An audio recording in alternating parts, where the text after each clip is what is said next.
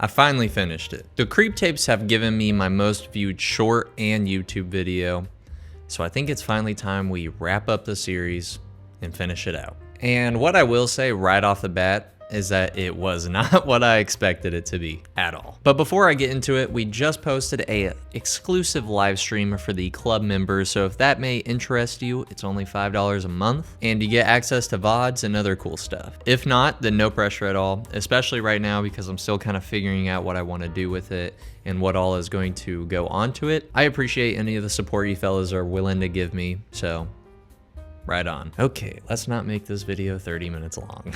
We left off at episode, technically Jeremy, episode 4, but just posted in long format videos, episode 3, Elliot. Jeremy wasn't too much to miss out on. It was pretty much just a guy who thought he was filming a priest and filming like a corrupted priest documentary, and then he gets you-know-whatted. Same old, nothing too new. The series took a more comedic route ever since the second movie throughout the whole rest of the series, which I like sometimes, but it almost starts to feel like we're beating a dead horse. I feel like episode 1 through honestly kind of 4 is pretty much the same thing. Episode 4 was a bit different, but hits most of the same notes. In episode 4, Brad, the new filmer, is an ex-documentary maker making some money on the side, filming an aspiring documentary maker who's also a really big fan.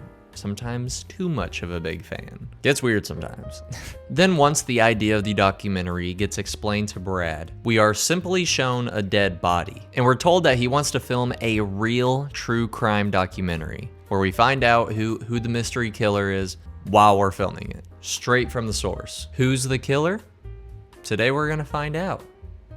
I wonder who it could be. In the end, there's a camera set up in different areas that make Brad look like the actual killer. And when he freaks out and make his second grand escape, he dies. It's just the storyline that the actual creep makes up in each episode is like the only difference in most of these. And I feel like it gets kind of stale after the third episode. I would rank this episode probably in the lower tiers. It's easily forgettable, but good news is that this is the last of its kind. In episode 5, Brant, we are told that this is the first Creeps solo project, whatever that means. The idea of this episode is that he's kind of trying to change his ways, and he plans on confronting Peach Fuzz. It's really just a roleplay episode because even when he gets captured, he's there under his own free will.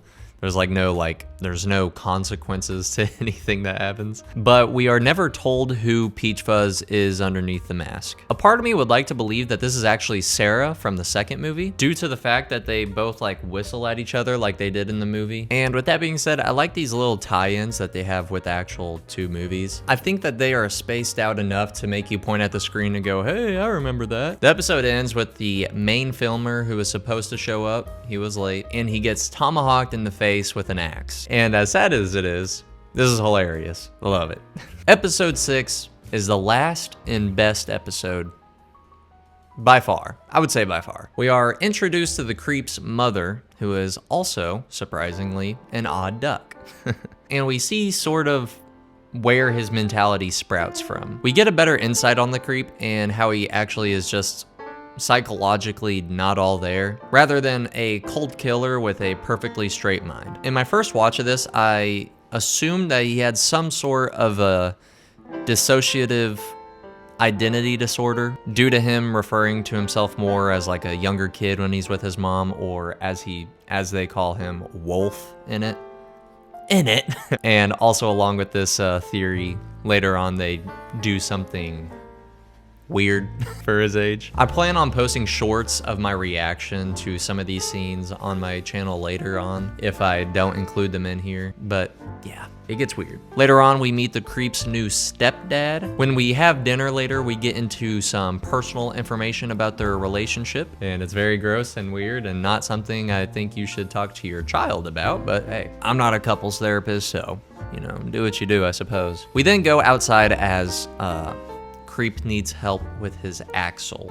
So whenever stepdad looks into the trunk to get the jack, he is surprised to see a dead body in there. Since this happened, the stepdad tells Mama Creep as she watches Peach Fuzz sneaks behind him and kill him. She's actually mad at her son, but not because she murdered a person in cold blood, but more or less, she's mad that he made a mess, and she actually liked this one a little bit. So because of this, she tells him that he has to bury him this time. But you kind of start to see the dynamic they have now. It's kind of like the Voorhees family, but less cool and more creepy. In the bad way. They bury him in the backyard where assumingly everyone else is. And then Creep says that he wants to feed off of her because she lied to him as a kid saying that she breastfed him while all along she really didn't. And this for some reason gave him FOMO. So they do it. And then the series ends.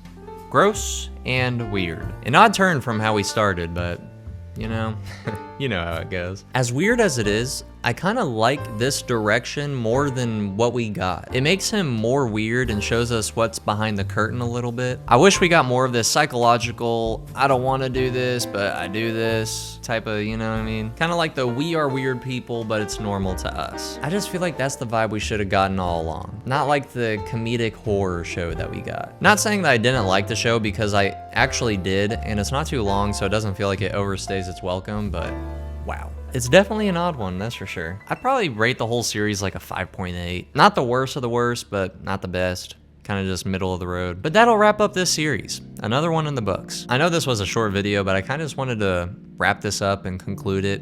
Let you guys know how it went. Nothing too much of a deep dive, but when have I ever? One of these days I'll do a crazy deep dive video, but that's not today. The Friday the 13th video, I guess we could say, is my deep dive video on the channel right now. So I guess I got one. But yeah, let me know in the comments what you thought about this series, and are you excited for a season 2? I honestly don't even know if they announced that they're doing a season 2 or not. I doubt it. If I'm being honest, I doubt it, but all right. Goodbye.